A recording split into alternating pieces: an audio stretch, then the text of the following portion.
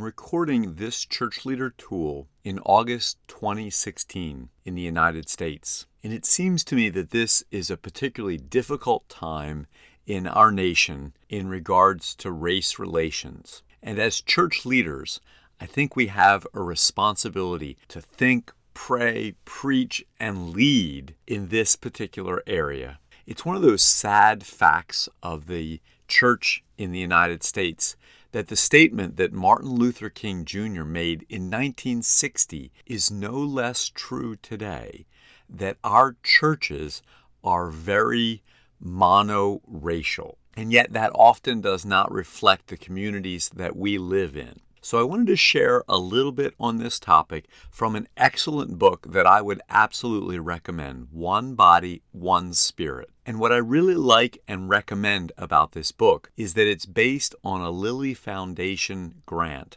which studied churches that are multiracial. And they looked at those churches with a particular eye to learn from churches that have become multiracial. Now, one of the things that I liked about the way that the author, George Yancey, describes this is he tells the story of being a young man and wondering what it is that will attract girls. Something young men, of course, are interested in. He wondered, should I seek to be more athletic and macho? Should I seek to be more sensitive or communicative?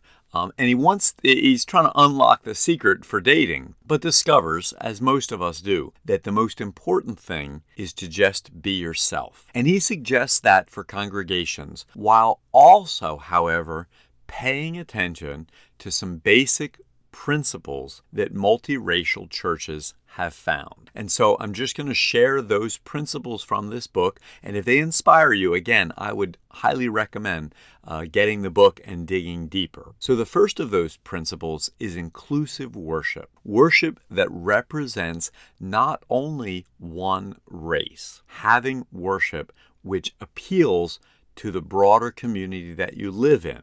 And he goes on to say, of course, that would be easy to see in the area of music, but he also suggests in terms of preaching, also in terms of liturgy, maybe even language and order of service, that it should appeal to multiple races. He even says, look at your environment and your visuals that you use in your worship space. Do they communicate to more than just one race? The second principle he highlights from those congregations is diverse leadership. Congregations that are multiracial are specific about including people on both their staff and their clergy, as well as their lay leaders who represent more than one race. That inclusive staff, that diverse leadership is a very important principle. The third principle is an overarching goal or mission, usually in line with the Great Commission,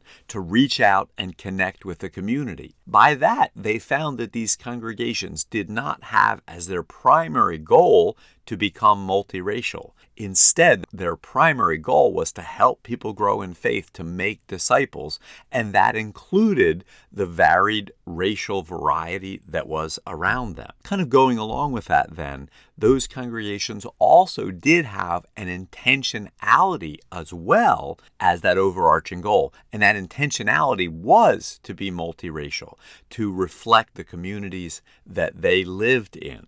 So that balance between the strong mission and also being attentive to being multiracial. Now, another thing they found, a fourth principle, is personal skills that enable the leaders in those congregations to work well in the situations where there were tensions or things to learn. And they even studied deeper what some of those interpersonal skills are. One of them was a sensitivity to different needs. And by the way, that's a good skill for any congregational leader. As well, patience, again, an important skill that becoming multiracial did not happen overnight, took patience. It took an empowering of other individuals. That, of course, goes back to empowering that diverse leadership. And then last, they had skill at relating to those of different races. May not have come naturally, but they worked at that skill. Those are some of the personal skills that were needed in those congregations. Now, number 6 is pretty logical: